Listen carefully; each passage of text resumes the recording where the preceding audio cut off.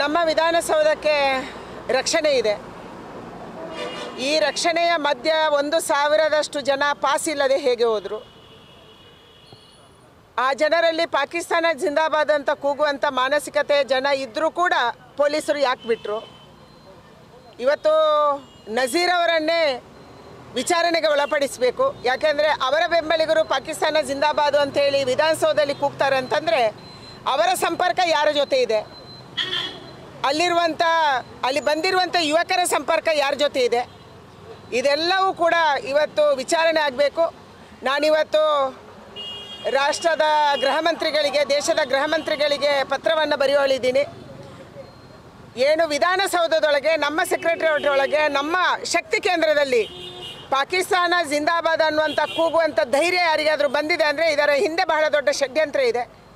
ಯಾಕಂದರೆ ಭಾರತವನ್ನು ವಿಭಜನೆ ಮಾಡುವಂಥ ಮಾತನ್ನು ಕಾಂಗ್ರೆಸ್ ಈಗ ಆಡೋಕ್ಕೆ ಶುರು ಮಾಡಿದೆ.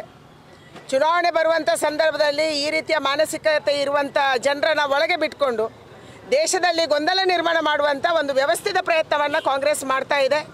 ಸಿದ್ದರಾಮಯ್ಯನವರು ಕೇವಲ ಅಲ್ಪಸಂಖ್ಯಾತರನ್ನು ಓಲೈಕೆ ಮಾಡೋದಕ್ಕಾಗಿ ಯಾರನ್ನು ಬೇಕಾದ್ರೂ ಮನೆಯೊಳಗೆ, ಆಫೀಸ್ ಒಳಗೆ ಮತ್ತು ವಿಧಾನಸೌಧಕ್ಕೆ ಬಿಟ್ಕೊಳ್ಬೋದು ಅನ್ನುವಂಥ ಒಂದು ಭಯ ಇಲ್ಲದಂಥ ವಾತಾವರಣ ಇವತ್ತು ನಿರ್ಮಾಣ ಆಗಿದೆ. ಅದಕ್ಕಾಗಿ ಈ ರೀತಿ ನಡೀತಾ ಇದೆ. ನಾನು ದೇಶದ ಗೃಹ ಮಂತ್ರಿಗಳಿಗೆ ವಿನಂತಿ ಮಾಡ್ತೀನಿ, ಇದನ್ನು ತಕ್ಷಣ NIAಗೆ ಕೊಡಬೇಕು. ರಾಷ್ಟ್ರೀಯ ತನಿಖಾ ದಳದಿಂದ ಇದರ ವಿಚಾರಣೆ ಆದರೆ ಇದರ ಹಿಂದಿರುವಂಥ ಮಾನಸಿಕತೆ ಏನು? ವಿಧಾನಸೌಧದಲ್ಲಿ ಪಾಕಿಸ್ತಾನ ಜಿಂದಾಬಾದ್ ಕೂಗಕ್ಕೆ ಒಂದು ಧೈರ್ಯ ಬೇಕು. ಪೊಲೀಸರು ಇದ್ದರು, ಅಲ್ಲಿ ವ್ಯವಸ್ಥೆ ಇದೆ ಮತ್ತು ನಮ್ಮ ಶಕ್ತಿ ಕೇಂದ್ರ ಅದು, ಇದಕ್ಕೆ ಧೈರ್ಯ ಬೇಕು. ಇದರ ಹಿಂದಿರುವಂಥ ಶಕ್ತಿಯನ್ನು ಪತ್ತೆ ಮಾಡಬೇಕನ್ನುವಂಥ ಒಂದು ಆಗ್ರಹವನ್ನು ನಾನು ಮಾಡ್ತಾ ಇದ್ದೀನಿ. ನಿನ್ನೆನೇ ನಾನು ರಾಜ್ಯದ ಪೊಲೀಸ್ ವರಿಷ್ಠಾಧಿಕಾರಿಗಳಿಗೆ ಕೇಳ್ಕೊಂಡಿದ್ದೆ, ಯಾರೇ ಆಗಲಿ ಸರ್ಕಾರ ಬರುತ್ತೆ, ಸರ್ಕಾರ ಹೋಗುತ್ತೆ, ಸರ್ಕಾರ ಪರ್ಮನೆಂಟ್ ಅಲ್ಲ. ಆದರೆ ಇಂಥ ಪಾಕಿಸ್ತಾನದ ಪರವಾಗಿ ಯೋಚನೆ ಮಾಡುವಂಥ ಮಾನಸಿಕತೆ ಇರುವವರು ವಿಧಾನಸೌಧಗಳಿಗೆ ಹೆಂಗೆ ಬಂದರು? ನೀವು ಹೆಂಗೆ ಬಿಟ್ಕೊಂಡ್ರಿ? ಇದರ ಬಗ್ಗೆ ಎನ್ಕ್ವೈರಿ ಮಾಡಿ ತಕ್ಷಣ ಬಂಧನ ಮಾಡಿ ಅನ್ನುವಂಥದ್ದನ್ನು ನಾನು ಕೇಳಿದ್ದೆ. ಇನ್ನೂ ಕೂಡ ಬಂಧನ ಆಗಿಲ್ಲ. ನಜೀರ್ ಅವರನ್ನು ಕೂಡ ಎನ್ಕ್ವೈರಿ ಮಾಡಬೇಕು. ಅದಕ್ಕಾಗಿ ನಾನು ದೇಶದ ಗೃಹ ಮಂತ್ರಿಗಳಿಗೆ ಇವತ್ತು ಮಾತಾಡಿ ಅವರಿಗೆ ಪತ್ರ ಬರೆದು ಇದನ್ನು NIAಗೆ ಕೊಡಬೇಕು, ಅವರೇ ಇದರ ತನಿಖೆಯನ್ನು ಮಾಡಬೇಕನ್ನುವಂಥ ಆಗ್ರಹವನ್ನು ನಾನು ಮಾಡ್ತೀನಿ. ನಿನ್ನೆ ಮಾಡಿದ ಒಂದು ಕ್ರಾಸ್ ವೋಟಿಂಗ್ ಮತ್ತು ಹೆಬ್ಬಾರ್ ತಟಸ್ಥವಾಗಿದ್ದು ಏನು ಕ್ರಮ ತಗೊಳ್ಳಿಕ್ಕೆ ಬರ್ತದೆ ಅವರ ಮೇಲೆ, ಅಥವಾ ಅವರ ಆತ್ಮಸಾಕ್ಷಿಯ ಮತದಾನ ಅಂತ ಕ್ರಮ ಜನ ತಗೊಳ್ತಾರೆ. ಕಾನೂನಿನಂತೆ ಕ್ರಮ ಆಗುತ್ತೆ. ಯಾರು ಅಡ್ಡದ ಮತದಾನ ಮಾಡ್ತಾರೆ ಅದಕ್ಕೆ ಪಕ್ಷ ಏನು ಕ್ರಮ ಕೈಗೊಳ್ಳಬೇಕು, ಚುನಾವಣಾ ಆಯೋಗ ಏನು ಕ್ರಮ ಕೈಗೊಳ್ಬೋದು, ಇದೆಲ್ಲವನ್ನು ನಿಧಾನವಾಗಿ ಮಾಡೋಣ. ಆದರೆ ಮಾಡಲೇಬೇಕು, ಅದರ ಬಗ್ಗೆ ಎನ್ಕ್ವೈರಿ ಆಗಲೇಬೇಕು.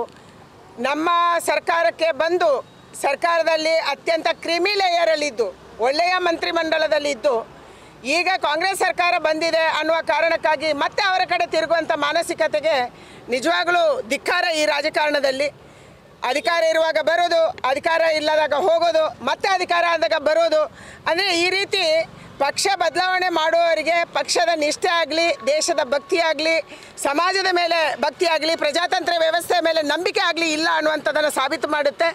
ಇವತ್ತು ಯಶವಂತಪುರ ವಿಧಾನಸಭಾ ಕ್ಷೇತ್ರದಲ್ಲಿ ಅವರು ಮೊದಲು ಬಂದಾಗ, ಭಾರತೀಯ ಜನತಾ ಪಾರ್ಟಿ ಬಂದಾಗ ನಾನೇ ನಿಂತು ಚುನಾವಣೆ ಮಾಡಿದ್ದೆ. ಅವರಿಗೆ ಹೋಗಿ ಕೇಳಿ ನೀವು.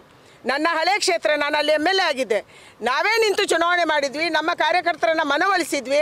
ಅವರ ಬಗ್ಗೆ ಇಷ್ಟೊಂದು ವಿರೋಧ ಇತ್ತು, ಆದರೂ ನಾವು ಮನವೊಲಿಸಿದ್ವಿ. ಯಾಕೆಂದರೆ ನಮ್ಮ ಪಾರ್ಟಿಗೆ ಅವರು ಬಂದಿದ್ದಾರೆ, ನಮ್ಮ ಸರ್ಕಾರ ರಚನೆ ಮಾಡೋಕ್ಕೆ ಅವರು ಅವಕಾಶ ಮಾಡಿಕೊಡ್ತಿದ್ದಾರೆ ಅನ್ನುವಂಥ ಭಾವನೆ ಇತ್ತು. ಆದರೆ ಇವತ್ತು ಅವರು ನಡ್ಕೊಂಡಂಥ ರೀತಿ ನಿಜವಾಗ್ಲೂ ದುಃಖ ತಂದಿದೆ. ರಾಜಕಾರಣದಲ್ಲಿ ಯಾವ ರೀತಿಯ ವ್ಯಭಿಚಾರ ಕೂಡ ಆಗ್ಬೋದು ಅನ್ನೋದಕ್ಕೆ ಇದೊಂದು ಸಾಕ್ಷಿ. ಚುನಾವಣಾ ತಯಾರಿ ಆಗಿದೆ. ನಾವು ಸಾಕಷ್ಟು ಅಭಿವೃದ್ಧಿ ಕೆಲಸಗಳನ್ನು ಈ ಕ್ಷೇತ್ರದಲ್ಲಿ ಮಾಡಿದ್ದೀವಿ.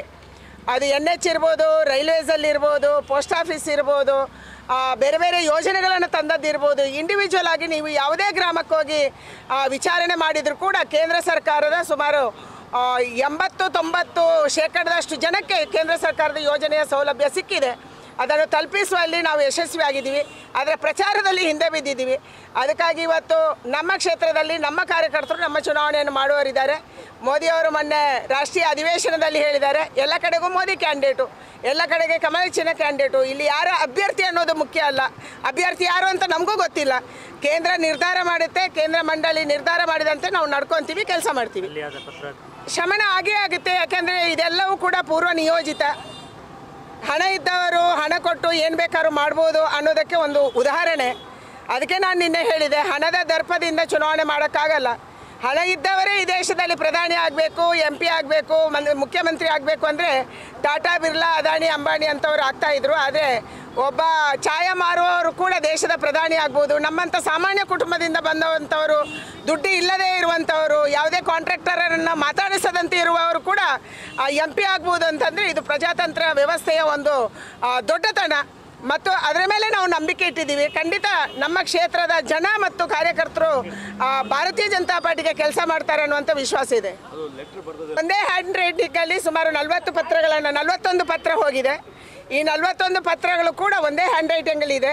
ಮತ್ತು ಅದನ್ನು ಕೇವಲ 4 ಜನ ಪೋಸ್ಟ್ ಮಾಡಿದ್ದಾರೆ. ಅವರ ಕೈಯಲ್ಲಿ 10-15 ಲೆಟ್ರನ್ನು ಹಿಡ್ಕೊಂಡು ಪೋಸ್ಟ್ ಮಾಡಿಸಿದ್ದಾರೆ.